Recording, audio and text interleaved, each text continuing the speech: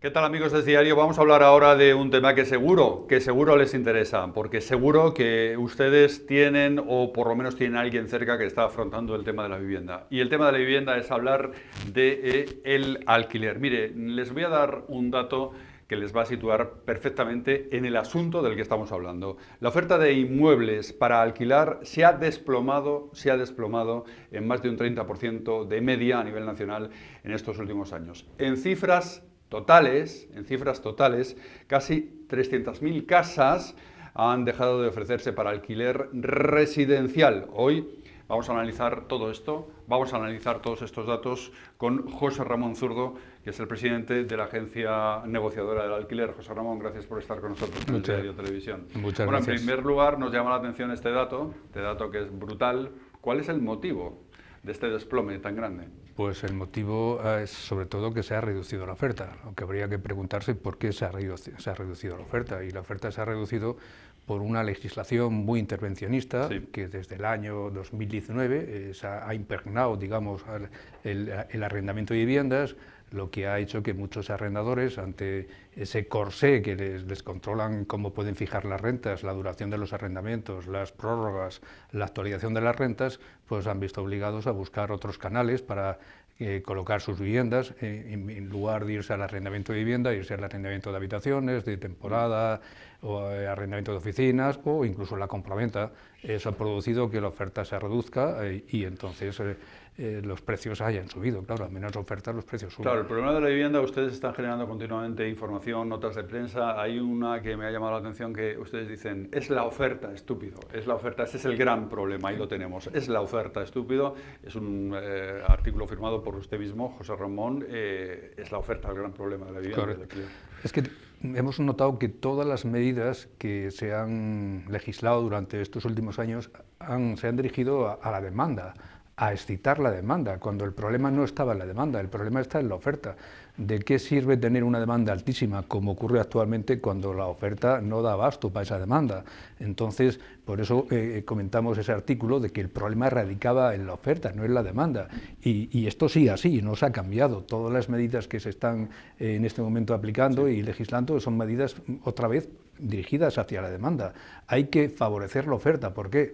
Porque si se favorece la oferta, pues los inversores, los promotores, no irán de este mercado y volverán a él. Si aumenta la oferta, los precios lógicamente van a bajar. Claro.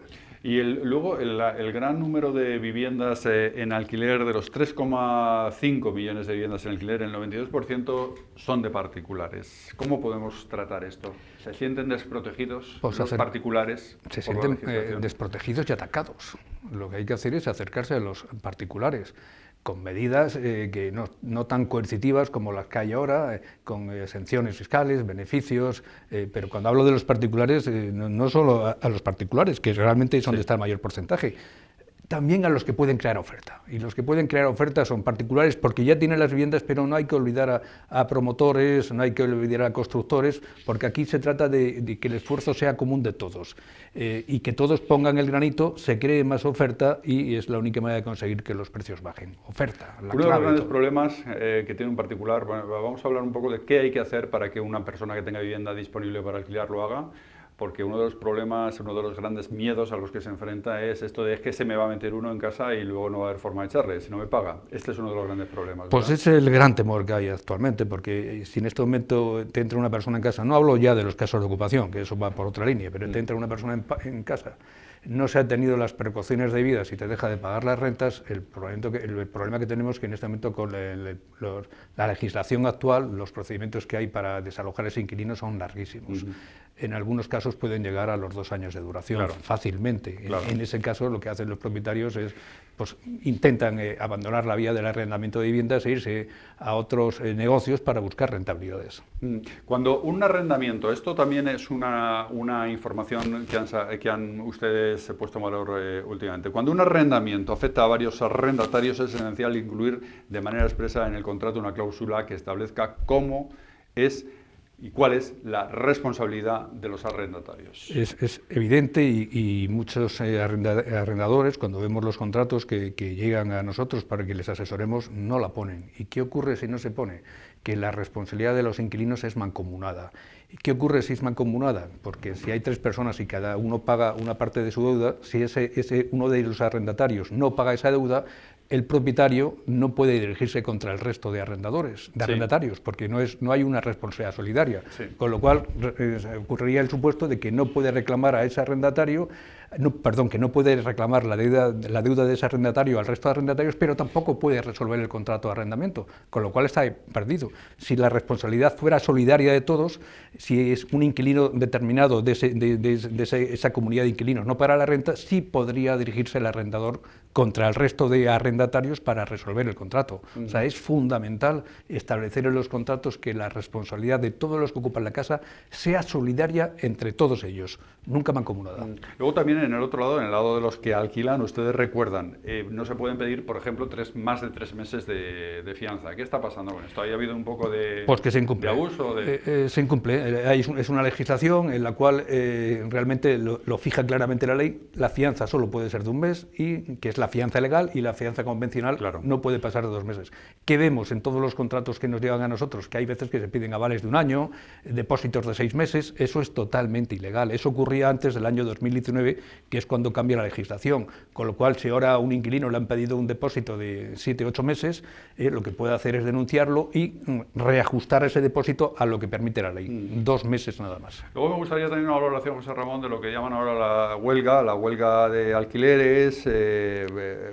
¿Cómo valoran ustedes este tipo de movilizaciones que se están poniendo de moda? Es una irresponsabilidad que puede distorsionar el mercado del alquiler, porque le puede hacer a muchos arrendatarios creer que es una huelga legal, que se tiene derecho a ellos, y lo que puede pasar que dejen de pagar las rentas, y la respuesta de los arrendadores va a ser inmediata: desahucio por falta de pago de rentas. Con lo cual, algunos arrendatarios equivocadamente pueden seguir esa huelga dejando de pagar las rentas, pero van a entrar en procedimientos judiciales que no les va a interesar a nadie. ¿Y qué consecuencias puede tener el no secundar este tipo de acciones o este tipo de convocatorias?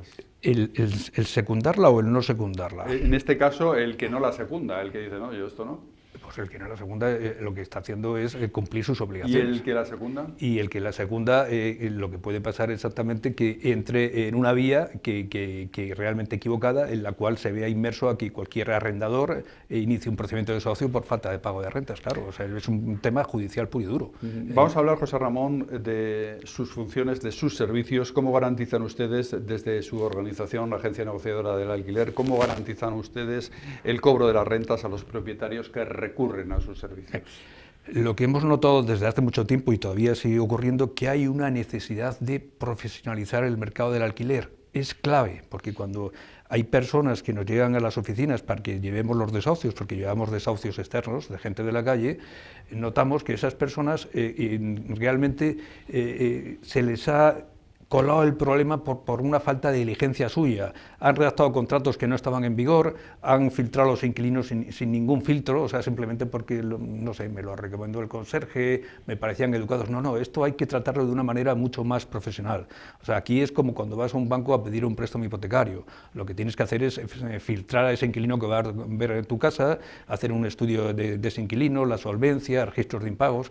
Entonces, ¿qué hacemos nosotros? Pues nosotros lo que hacemos en nuestra intervención es eso que no hace el inquilino, hacerlo nosotros. Realmente eso es profesionalizar el alquiler. El propietario acude a nosotros para que nos encarguemos de todo el alquiler durante todas las etapas. Una es la de selección de inquilinos. Entonces, si ese inquilino que ha sido seleccionado por la Agencia Nacional de Alquiler deja de pagar las rentas, al propietario le va a dar igual, porque se las pagamos nosotros. O sea, quien asume el problema de hacer las cosas mal somos nosotros.